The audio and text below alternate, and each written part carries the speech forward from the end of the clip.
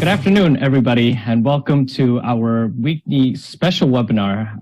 My name is Sehun Kim. I'm currently the director of the Captive Nations Coalition of the Committee on Present Danger China. Today, we will be discussing a very, very important topic of which many of you have been seeing on the news, which is the China COVID policy protests that's been taking in place in China these past few weeks and have truly rocked the world with so many questions, ranging from, is this the end of the Chinese Communist Party, to what will happen to China and to the Chinese people after this. Today, we are very excited to have two of probably some of the biggest names that you will ever hear when it comes to the issues that are happening within China and abroad. First, we have a renowned author and columnist of Daily Beast, Mr. Gordon G. Chang, a great personal friend and a true expert who has been enlightening the world with the current affairs in China for many, many years. And next, we have Mr. Chris Chappell, the host and the great channel called The China Uncensored that has also been educating the minds of many people regarding the situation in China and really about the CCP since many years ago. And so without further ado, I would like to first invite Mr. Gordon G. Chang to give us his introduction of what is happening in China. But I apologize, but before we hand it over to Gordon, if you have any questions or concerns or any comments, please feel free to type them up on the chat, and we will be taking all of them into consideration during the Q&A session. So without further ado, please welcome Mr. Gordon G. Chang. Gordon. Thanks, Sehun. Before we talk about the COVID protests in China, let me say that the current wave of disease, which is ripping through the country, has killed people in great numbers in Beijing and other cities as well. So if you pray, please tonight say a prayer for the Chinese people. The world's most populous country, which is ruled by a militant totalitarian regime, is unstable, and it will be so for a foreseeable future. Now, that's not the way most people view it after the Communist Party's 20th National Congress in October of this year. Then you had Xi Jinping, the mighty leader. He received his precedent-breaking third term as Communist Party General Secretary.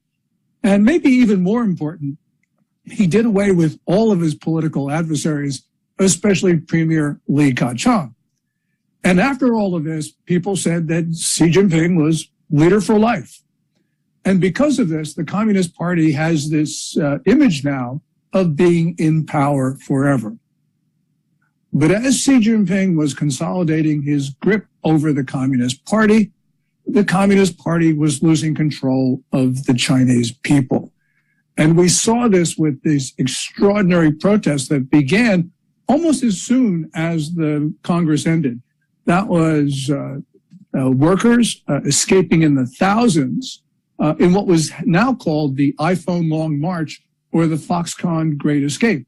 This was in Zhengzhou in central China at the factory which makes more than half of the world's iPhones.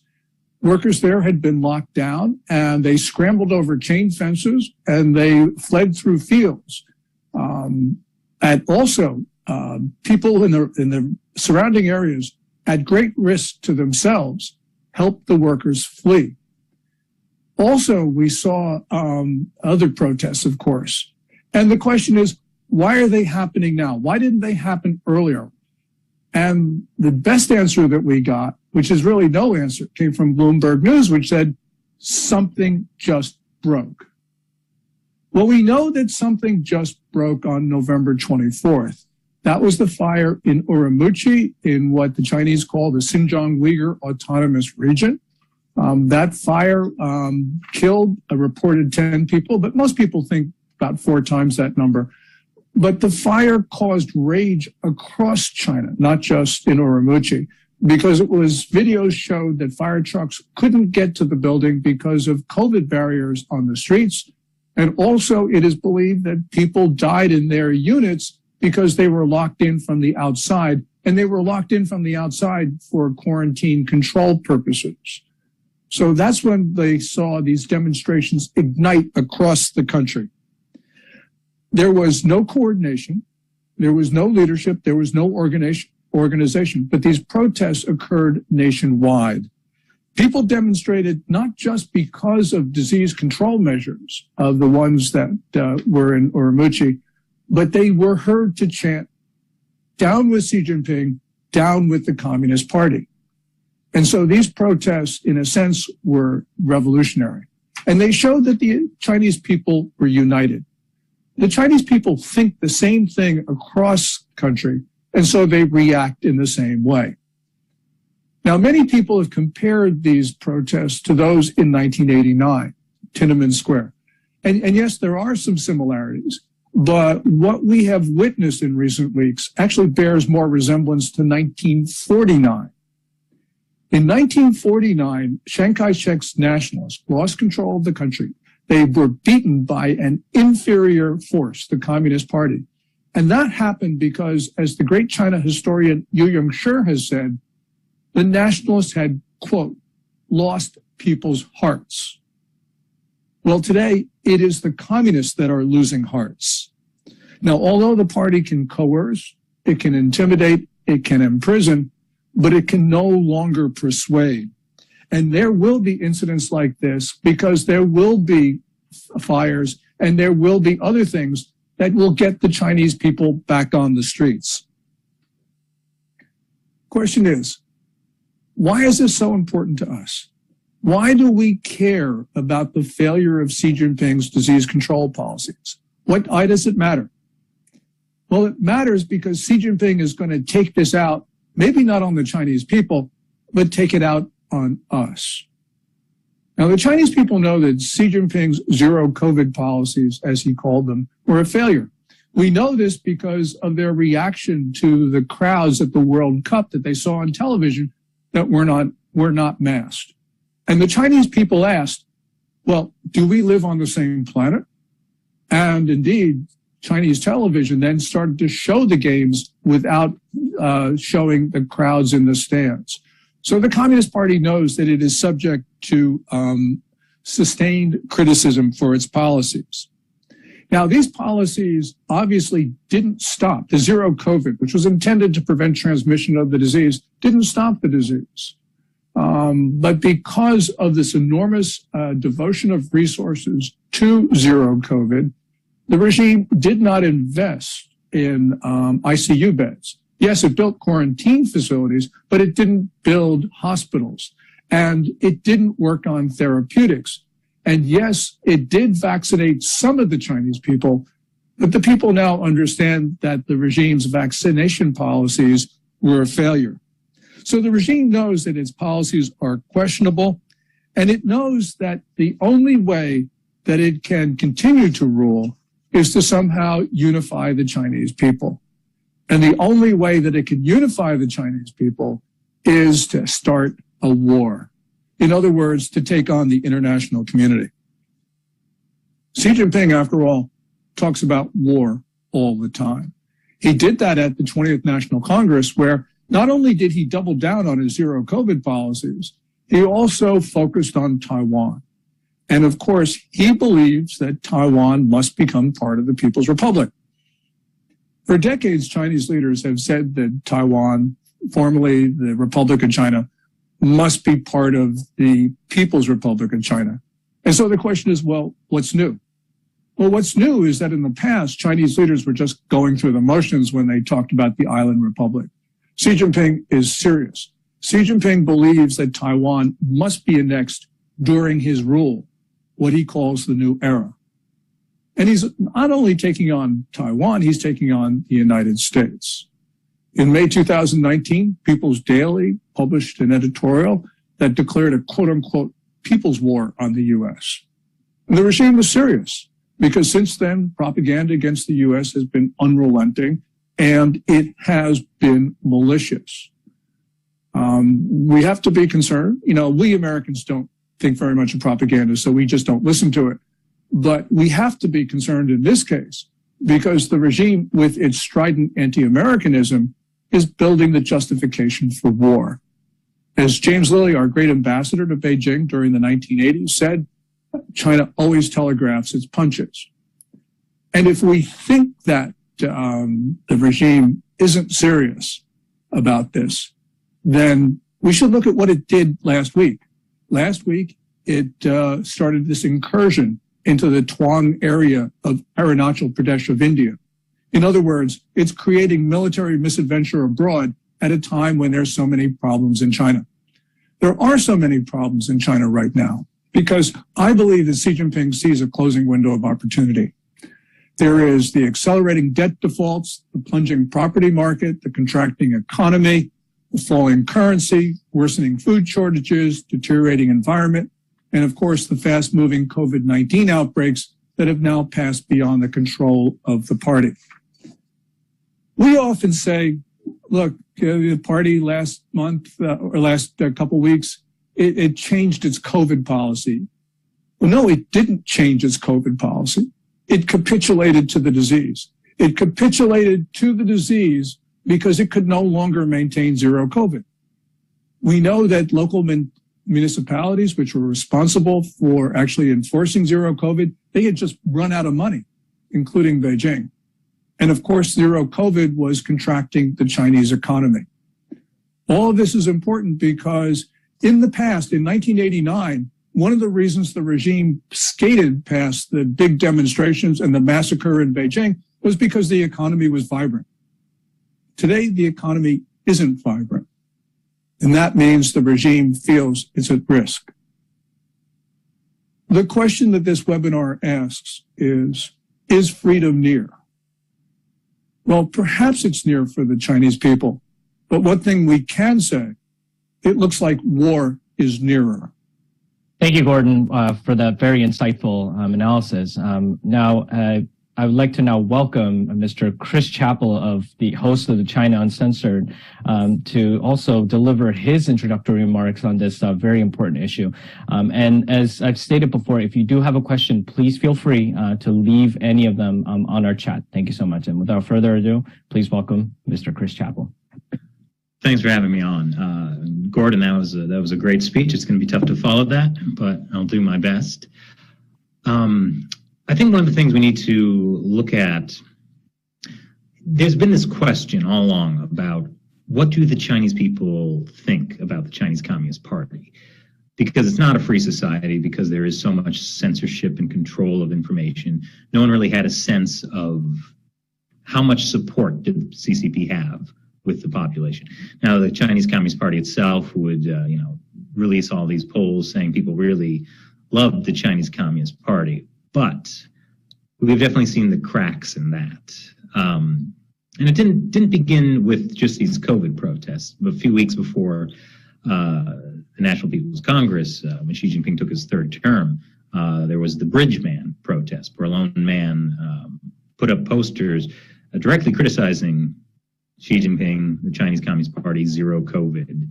And that was one man.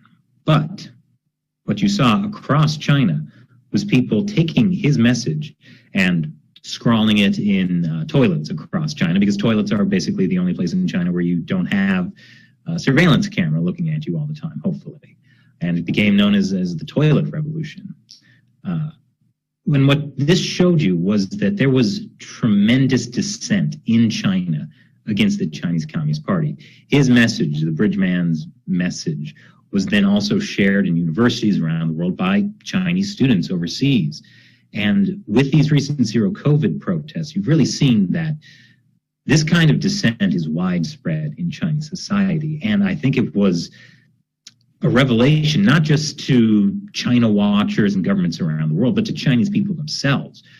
I saw a lot of Chinese people, be shocked to know that they weren't the only ones. The Chinese Communist Party communist societies anywhere always try to divide people, make them afraid of each other, because if the people get together, they'll realize their greatest enemy is the Communist Party itself.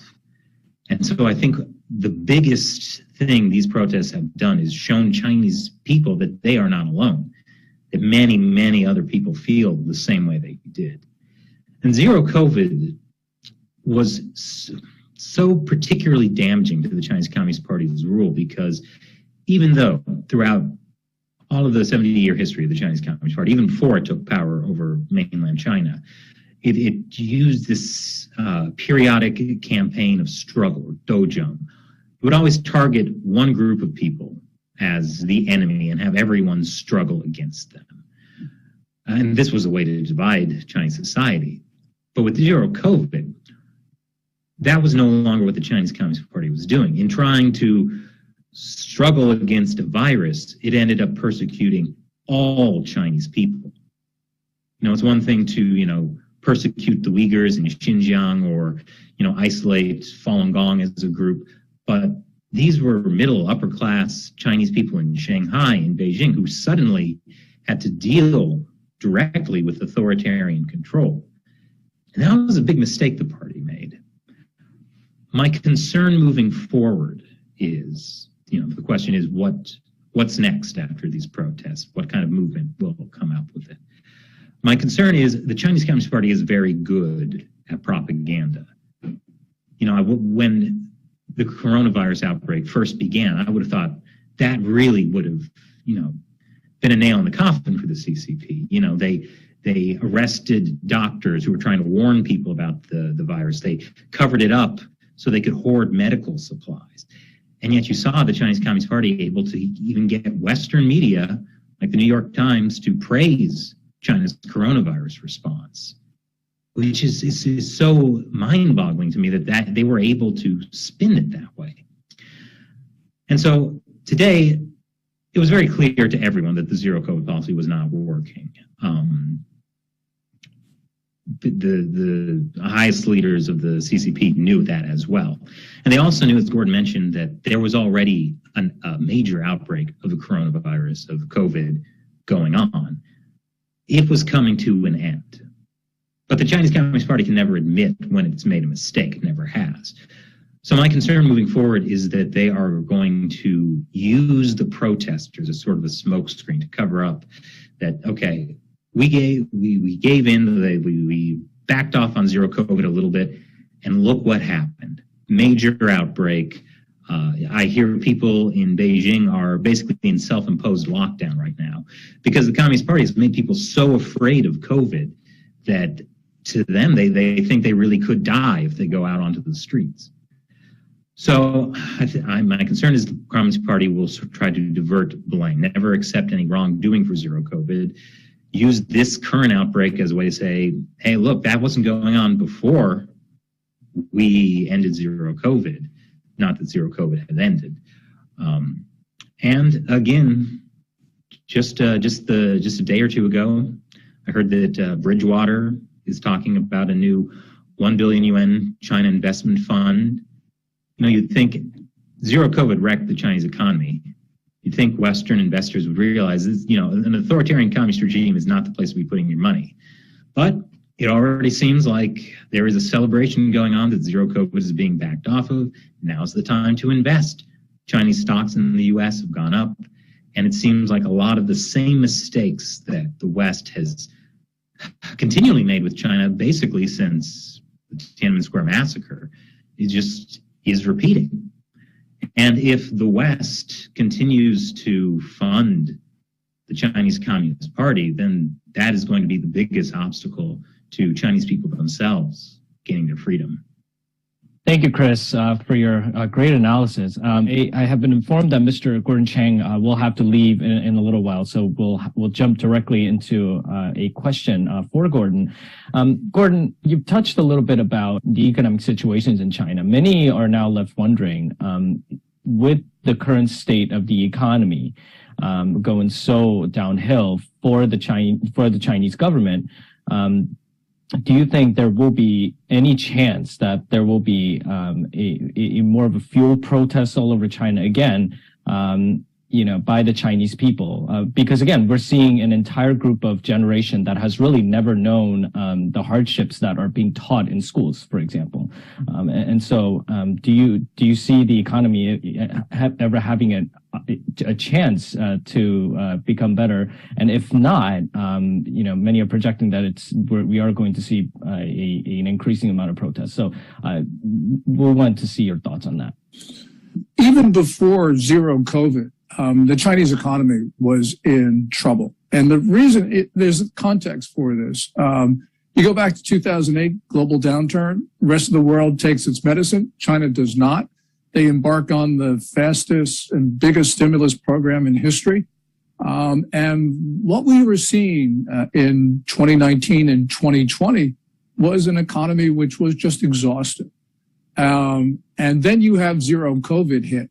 And zero COVID, by locking down people, meant that factories weren't operating. And even if they were, they couldn't get their products to port. So companies have decided that to become resilient, they needed to diversify their production. So they started moving factories or part of their factories' capacity out of China. And that really is, I think, the long-term play here. And that is that COVID hit at a time when we're starting to see the effects of gravely mistaken policies. So this is a long-term problem for China. We're starting to see it in some of the statistics. Even the official numbers that are coming out of Beijing for November portray an economy which is not quite in free fall, but getting close to that point. So, for instance, trade numbers, which are actually hard to fudge, showed that exports were down 8.7%. But more important, imports, which reflect domestic demand, were down 10.6% year on year. And then since that time, other numbers have come out, especially retail sales. So I don't think the Chinese economy can recover. They've got to deal with a debt crisis, which is perhaps 400% of debt to gross domestic product. That can't be resolved without the biggest financial crisis in history. So the answer to your question is no, they can't do this. Zero COVID has just made the problems worse. That follows with another question, Gordon. Many American investors are wondering, as Chris touched upon it earlier, investment to the Chinese companies are begin to pick up again here in the U.S. So can we argue that at the end of the day, it is our corporations and our money that's essentially funding the Chinese government and their survival? Yeah, certainly. We are providing China with a flow of funds, which Beijing is using to build the weapons that it wants to use against the United States and others. We have seen the financial community, as Chris mentioned, that there is optimism there that just can't be broken. But we've also seen others back off. And so this is going to be touch and go. What we need, of course, is the President of the United States to use his powers under the International Emergency Economic Powers Act and other tools that he has to prevent the flow of money into Chinese companies. And it's not just the military-linked companies that we're focusing on now. It's all Chinese companies, because all Chinese companies are put in service of the Chinese military with their doctrine of civil-military fusion, and with the insertion of Communist Party cells into private companies. Just to give you an example, in July, an entrepreneur who was making medical products for the civilian sector told me that Communist Party cadres had actually come to him and ordered him to stop making his products and start turning out items for the military. So, yeah, we should be stopping investment into all of this. I don't know if that's politically feasible. It's probably not. But the point is that eventually Wall Street will get the message. So, Chris's concerns are real and ones which we should be dealing with. Then I'll direct this question to both of you. We see even our quote-unquote health experts who are working with this administration in particularly deep levels, and namely Dr. Fauci, essentially praising China for all of their, COVID policies. So it doesn't only seem like the business sectors that are essentially helping the Chinese government, but it looks like all sectors of our society is linked there. I mean, the story about Hunter Biden, things that will come out from there, we're yet to see, but there's a lot of talks on that as well. So what is your analysis on all this? The U.S. has had a long-running problem of a government very divided on China and the Chinese Communist Party. Often you have the Pentagon, the military aspects of the government, national security focused people. They get the threat the Chinese Communist Party poses. But then there's always the problem with the Commerce Department not really prioritizing that. So, for example, even though, you can put Chinese companies on entity lists and make it so U.S. companies can't do business with them, if they get a license from the Commerce Department to do it, they can do it. And the Commerce Department recently came out, they have a history of approving just about everything. So what we have, the problem is that just the U.S. government is not united on its view of China as a threat, the Chinese Communist Party as a threat. And really you do see, I will say the Biden administration has done some very good moves on the Chinese Communist Party, but you can tell the administration is essentially at war with itself in how to view China. You saw this in Antony Blinken's China's talk, where it's this weird disconnect where it recognizes the Chinese Communist Party is a threat, but also we have to work with them, particularly on climate change. And it's really, it just felt like this mishmash of different viewpoints within the U.S. government and U.S. society as a whole, of just this battle going on between people who see China as an opportunity to make money for themselves and people who view it as a real national security issue that needs to be resolved. It's clear that the U.S. funded gain-of-function research at the Wuhan Institute of Virology, which is most likely the source of SARS-CoV-2, the pathogen that caused COVID-19. This is particularly unjustified, just outrageous, because, it was in 2014, the Obama administration imposed a moratorium on federal funding of gain-of-function experimentation in the U.S. because it was thought to be too risky. So what did Anthony Fauci did? He just shipped the money over to China. And even worse than to China, he shipped it over to a biological weapons lab. This is going to be a matter which is not going to go away because we've got now a GOP which is going to control the House, which is going to investigate this. And indeed, it should. There are, Sehun and Chris, there are two published scientific papers from 2016 to 2017, which are authored by people at the Wuhan Institute, which describe gain of function and which specifically refer funding from the National Institute of Allergy and Infectious Diseases, which Fauci was the head of. So, yeah, this is a big issue. And I think that this will eventually resonate with the American people for a number of reasons. And so, yeah, this is something which is going to be a lightning rod. I worry a lot about what Chris says, but once you start talking about China killing Americans with COVID-19, which is what they did, and with fentanyl, then the conversation starts to change. And then even those people on Wall Street have to stand mute in the face of a united American people. So let me be a little bit optimistic on that and just say things are moving in our direction. Thank you so much, Gordon. And we truly appreciate your time to participate in our webinar. So let me just move to our next question regarding the current protest that's taking place here.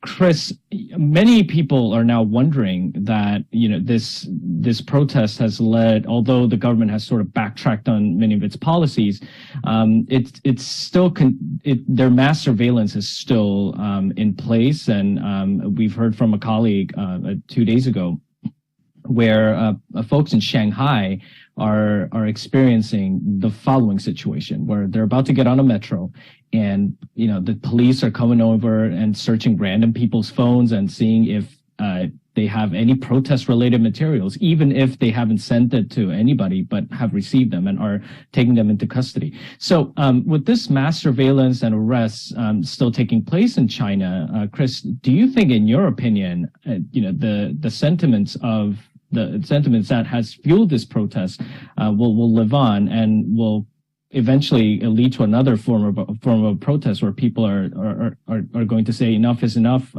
This time we want the end of the Chinese Communist Party. Do you see any situation like that at all? So even though the Chinese Communist Party is backing off a bit of zero COVID, as you mentioned, this sort of surveillance police state still exists in its entirety because the Chinese Communist Party will never let go of power once it gets it. And so with these protests, what you see is they don't need to do, a Tiananmen Square massacre anymore because of the surveillance system that they've built up, largely thanks to the help of Western tech companies helping them build it.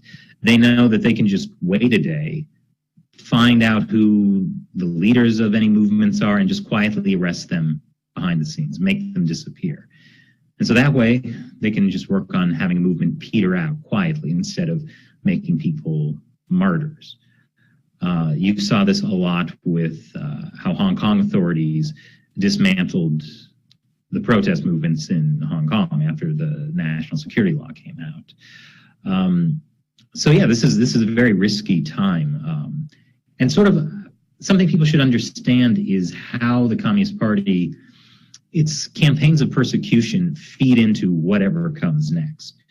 So for example, the China researcher Ethan Gutman mentioned in the book The Slaughter that the reason Jiang Zemin built up the sort of internet surveillance and censorship system was to aid in his persecution of Falun Gong. He didn't like that people who practiced Falun Gong in China were getting their messages out into US websites.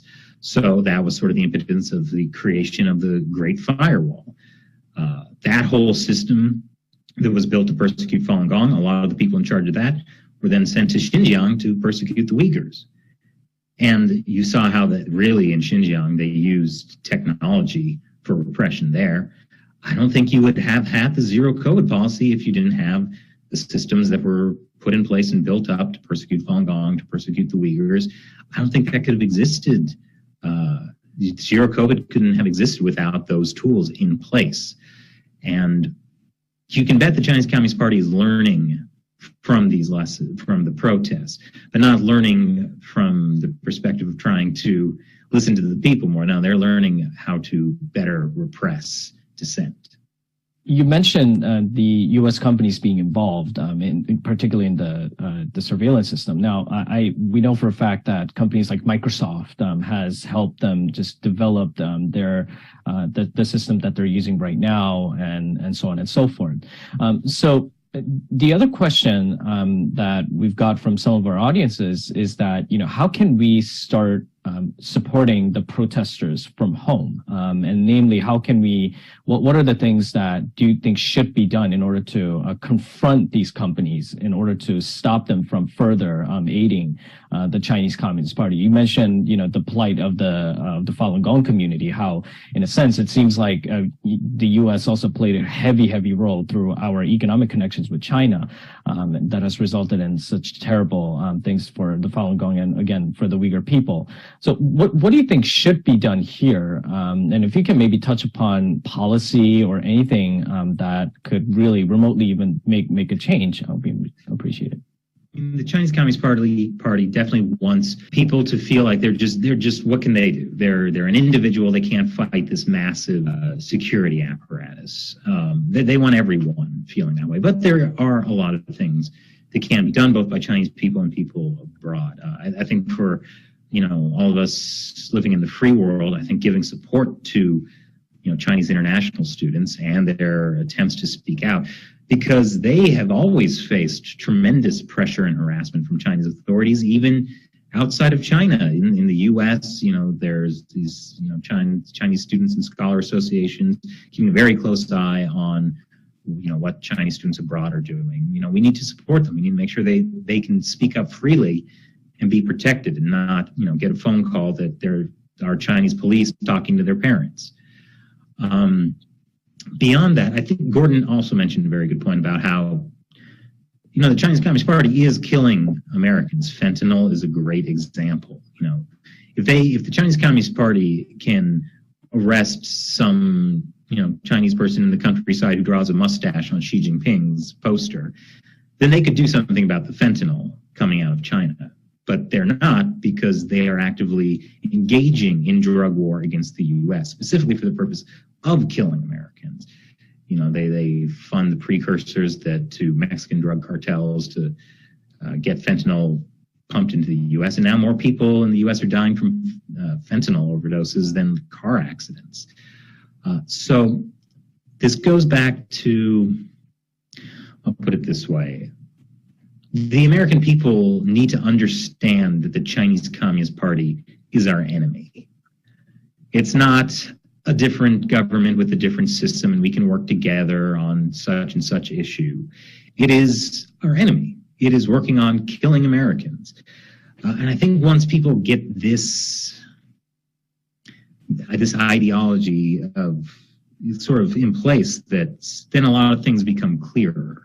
For example, with TikTok, if you understand that the Chinese Communist Party is our enemy and is using something like TikTok to spread propaganda in the U.S., there wouldn't be a question about what to do with it. You would ban it. And this was something that the Trump administration under Mike Pompeo was very good at, talking about the idea of reciprocity. Treat them like they treat us. So again, using TikTok as an example, if the Chinese Communist Party doesn't allow any American social media inside of China, why do we allow their social media apps in the U.S.? So I think these two ideas of, you need to understand what the threat of the Chinese Communist Party is. You need to understand that they are not just our enemy, but also the enemy of the Chinese people. And that we should treat them the way they treat us. I think that helps people kind of clarify in their minds what we should be demanding from, Wall Street, from big tech companies, from the government. The follow-up question to that would be, you mentioned the dangers of TikTok, and to my knowledge, there's two types of TikTok. There's the American the TikTok, and in China there is the TikTok version of what you call a Douyin, and the American TikTok videos are actually pretty much censored inside China, but the Douyin videos from China are not here. And again, some have actually concluded that this has resulted in some type of a psychological warfare almost on the United States. And besides the fact that they are taking all of our data and just using it in order to just build up their digital empire, even including their military empire. And so, Chris, the next question, keeping all of that in mind, is that, there has been many effort by the administrations in the past, as you mentioned, with Pompeo and with the Trump administration. But what are some of the things that you feel, specific things that you feel could be done, maybe even by just regular everyday people? Because again, let me give you a scenario where I was in New York City the other day, and many international Chinese students were now saying to these activists that we now understand why you've been protesting, and we now understand why you've been actively working against the Chinese Communist Party. And so many have came up with this question: okay, how can we unite with you together, find a common ground in order to work against this regime that has been just oppressing us all this while. But the next question, I guess, that came after that was, the Chinese people have only protested only because it affected their everyday life and everyday comfort. And as long as the government sort of backtracks on their policies, everything will go back to status quo. But many also have different opinions on that. And so if you can maybe just jump onto maybe providing us with your analysis of, okay, will it actually be that where if once the government backtracks, everything's going to be status quo, or is the spirit of this spark revolution will continue on? And this time, do you think would the Chinese people be willing to embrace those who have been fighting against the CCP? I think you touched on something that's pretty important. There's a broader battle going on between the free world and communist ideology in general. And what always tends to happen is, a lot of people can be kind of swayed by sort of the utopian promises of communism, of Marxism. until they become the victim of it. And that's really what you see in a lot of communist societies, that people who are true believers can change when they see how it affects them. So I think the biggest thing that is needed is people need to get better educated. Marxists take advantage of people's ignorance of history to spread simplistic narratives that, undermine people's value systems. So I think what's really important is for people who know what's happening to spread that message to others who maybe don't know in ways that they can understand and relate to. Because you don't want a situation where, with zero COVID, it took the persecution of China's middle and upper class societies to really get a lot of people to be like, oh, we live under an authoritarian regime. So education really is an important thing. And so that's why people who know what's going on really need to be active and educate others. Like, I wouldn't say that, a lot of the people in the U.S. government or on Wall Street who are promoting closer China ties, are necessarily evil or sinister. I think some of them just really don't know the reality of the situation. So I think the more people become aware, the more change can happen. And that requires people working together, which is, why communism always breaks people apart. You mentioned education regarding the real situation in China. Let me just jump onto another topic here, which you have also discussed in the past, which is basically the state of the Chinese Communist Party. Now, some of the Chinese protesters have asked, what is the reality of the CCP? Right? I think in the past few months, we've seen the removal of Hu Jintao. Some have said that, that is a show of China's, the CCP's internal power struggle. We've also saw the death of Jiang Zemin. What will that mean for the future of the Communist Party? So, it may sound a little broad, but what do you think what do you think will be the future of the CCP, considering the fact that now people are protesting and they've now seen that the people's power can have the ability to really change their decisions. I'm sure that it has raised a lot of very serious questions within the party of what their future might be. So what is your view as to what will happen to the CCP with all of this in mind? So the CCP has always dealt with power struggles within its ranks. I mean, Mao was an expert at using power struggles to maintain his power. The biggest power struggle of the past 10 years was between Xi Jinping and a faction tied to former Chinese leader Jiang Zemin. With his death, I don't think that means the power struggle is over by any means. I think there's still that battle going on.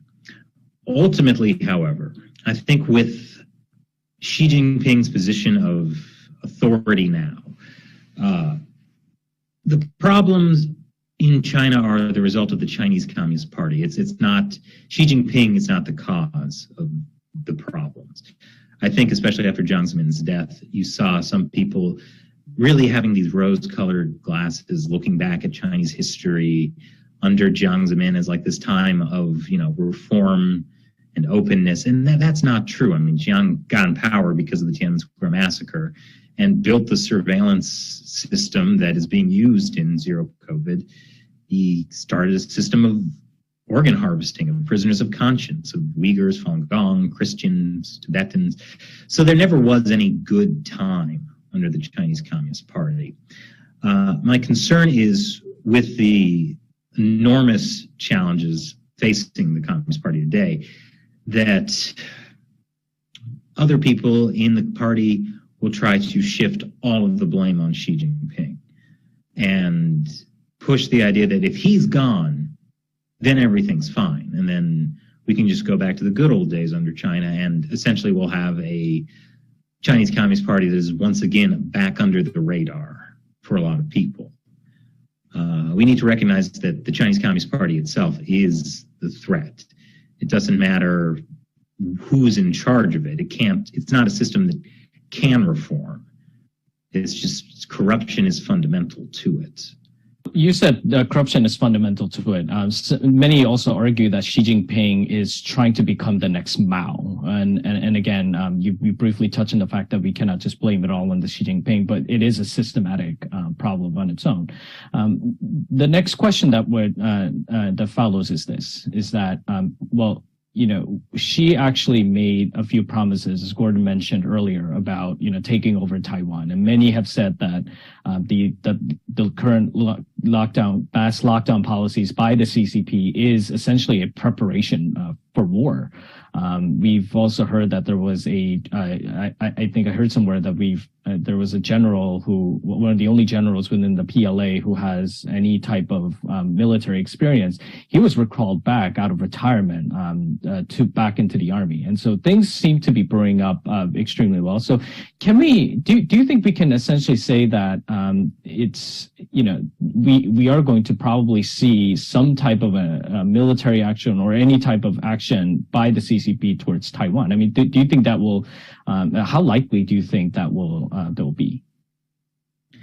Well, the Chinese Communist Party has always been talking about taking Taiwan. So I think it really is a matter of when, not if.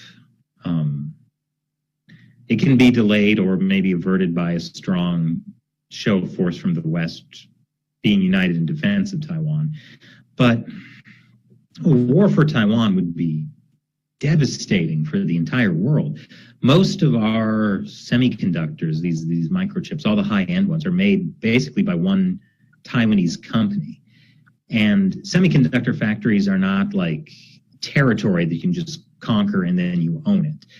They are incredibly complicated systems. And in an invasion of Taiwan, it's not like China would just then like take over the semiconductor factories and then they would control it. The semiconductor supply chain would be absolutely broken. And we all in the modern world depend on semiconductors. At the beginning of the pandemic, we saw just how devastating the supply chain shortages were. And that was with everyone trying to fix it. If there's an actual war, and then we no longer have semiconductors. I mean, that's not just us. That's also the Chinese Communist Party that wouldn't have semiconductors. This would be the modern world as we know it would disappear. We wouldn't be able to replace we can't even drive a car, use the steering wheel without semiconductors. So if an invasion of Taiwan happens, it's really just so devastating to the entire world, the Chinese Communist Party included. And you would hope that there's some kind of sense about the catastrophic effects of an invasion of Taiwan. But, you know, it's clear that under Xi Jinping, well, under the Communist Party in general, dissenting opinions are not really valued. I can't really imagine there's anyone, you know, whispering in Xi Jinping's ear, you know, maybe we shouldn't invade Taiwan. There might be too many consequences. So you gotta wonder, like, what kind of information is Xi Jinping getting? Is he being told just what he wants to hear, and that conquest of Taiwan would be easy? Because if that's the case, the whole world will be in a lot of pain. Supply chain issues like we've never seen.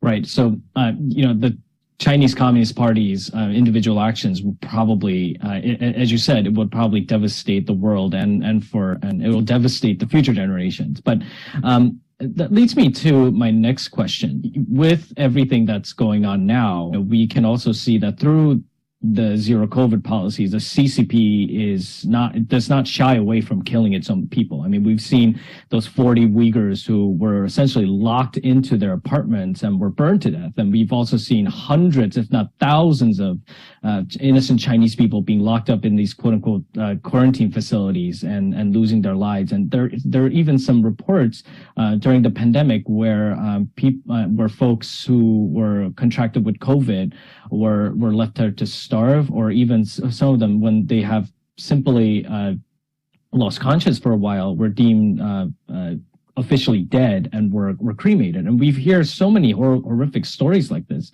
And with and with how the Chinese people have now seen that when they've seen the fact that a mass unity among the people all across China can make a change towards a government that they thought was impossible to move in any way. I'm wondering, do you think that although we may see a tumultuous future though, that number one, do you think the Chinese people's ongoing protests against the CCP may prevent the invasion of Taiwan? As we've seen, the whole Taiwan issue is sort of a distraction by the CCP, for its own people. And number two, do you think that freedom may actually be near, with taking all of this into consideration? Because many are asking now that since the Chinese people have now tasted this thing called democracy and freedom in action, there is a chance for that. So if you can just provide us with your analysis on these two questions, it'll be appreciated. Well, it's not like protests don't happen in China. There's actually Freedom House has been documenting just how many protests have happened in China constantly. The difference is, though, they don't usually say Xi Jinping stepped down, CCP stepped down. So, unfortunately, a weekend of protests will not bring down the Chinese Communist Party. Dismantling an authoritarian regime is a complicated process that, requires long-term strategy. And there are, many great experts who do train activists in how to topple authoritarian regimes, particularly using nonviolent action. We've seen over the past 100 years that nonviolent revolution is much more successful at toppling an authoritarian regime and replacing it with a democracy, which is ultimately what you want. You wouldn't want China to swap out one authoritarian regime for another. So I think this is another one of those examples where this is something the rest of the world can do to help activists inside China, make sure that they have these sort of training and understanding for how to assault the pillars of power that support the Chinese Communist Party. You wouldn't want some kind of armed revolt against the Chinese Communist Party, because that's where the Communist Party is very strong. It controls the police, it controls the military. You can't use violence against the Chinese Communist Party because that's their strongest point. So a kind of social movement, one that's really focused and trained, really is vital for anything happening to move forward. And I've always felt like it's going to be a situation like the Soviet Union, where many people outside of China will just assume that the Communist Party has this iron grip on power, and then one day, seemingly to them, it will fall overnight. Again, with these protests, we've seen that there is long simmering resentment. I mean, just with things like the Cultural Revolution, that's an entire generation of Chinese people who have this unprocessed trauma that they're all dealing with.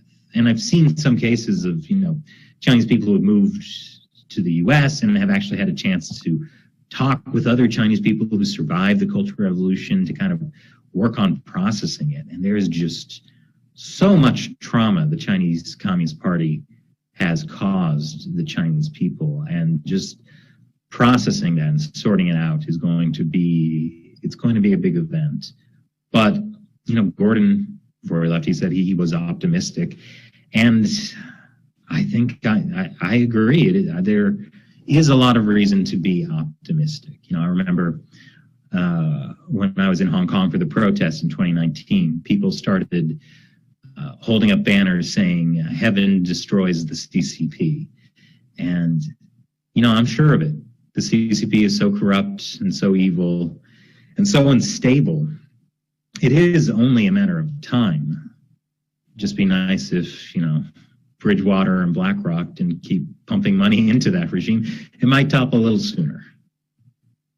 Well, we only have a few minutes here, but I just want to touch upon the role. I mean, we can't really ignore at all the role of communities like the Falun Dafa community, or even a lot of the Chinese Christians and rights activists who have been trying for years to not only educate the mass populace in the outside world about the realities of the CCP, but they have been working actively in order to bring about a solution.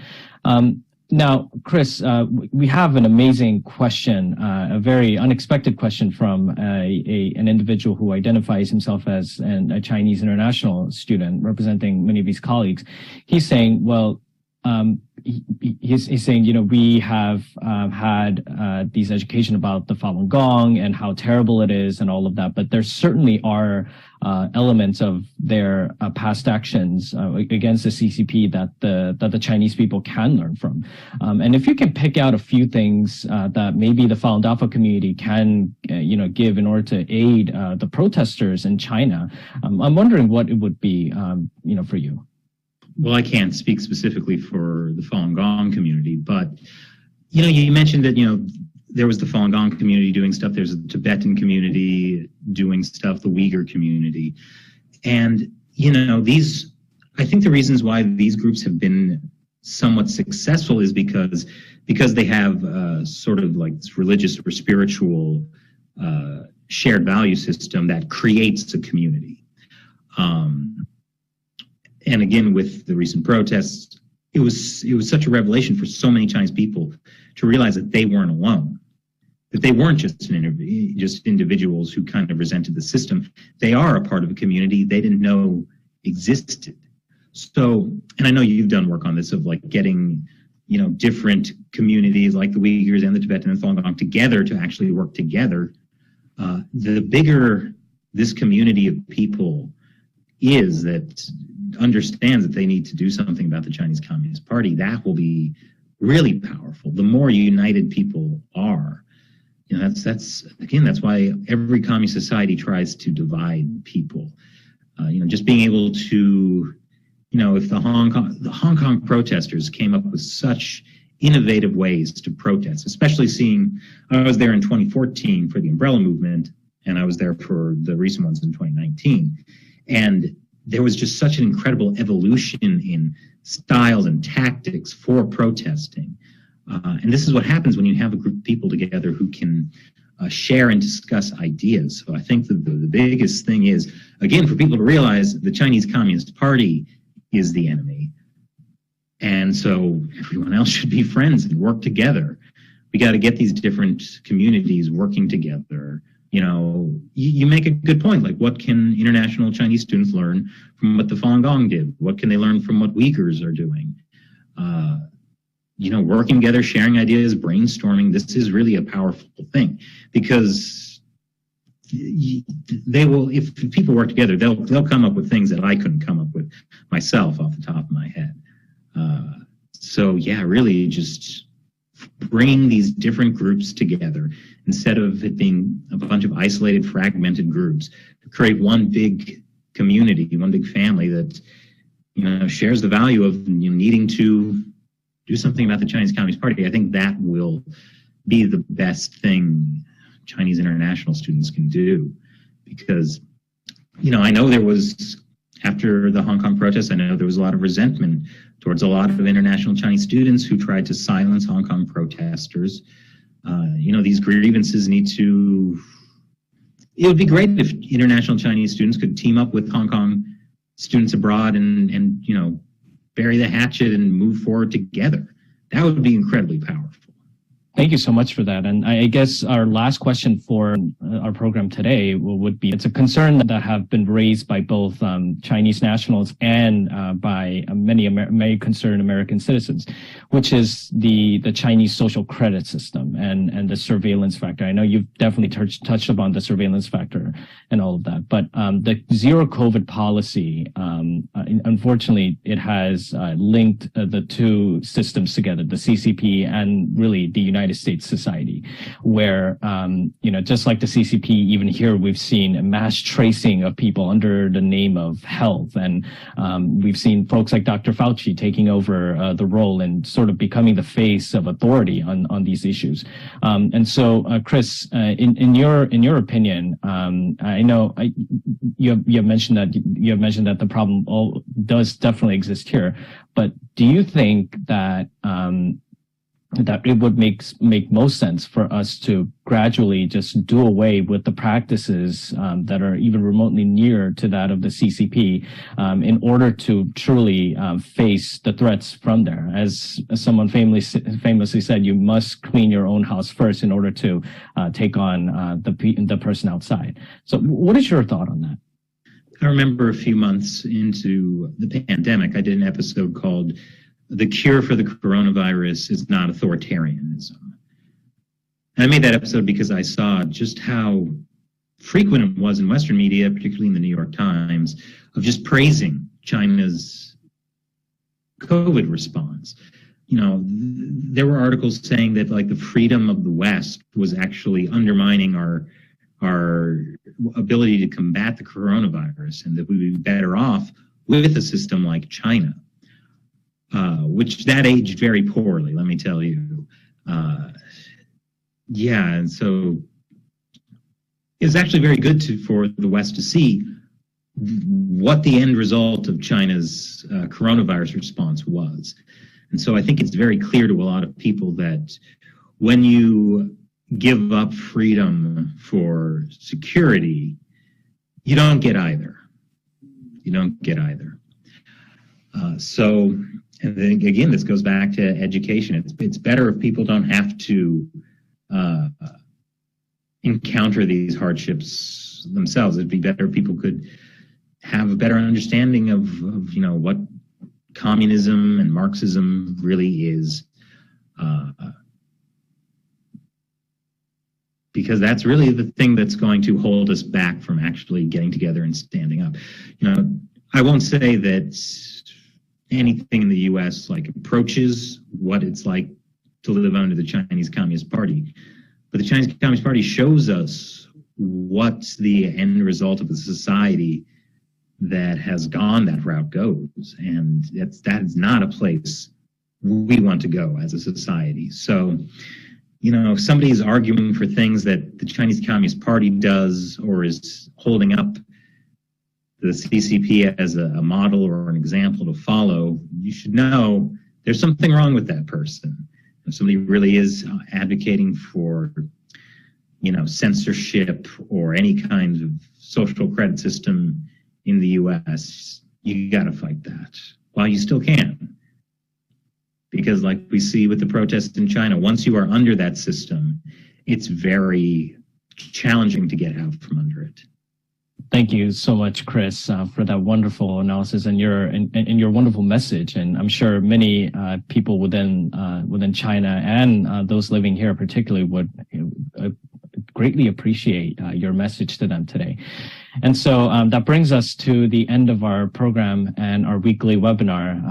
But before you leave, please check out our Present Danger China.com and CaptiveNations.org. And also please check out and please subscribe to China Uncensored on YouTube, and help. And again, as Chris said, it's a great first step in order to educate yourself and your peers and your community in order to know what is going on in China, and really find out a solution as to how you can help in order to make a better world this today. So thank you so much. God bless you, and see you next week.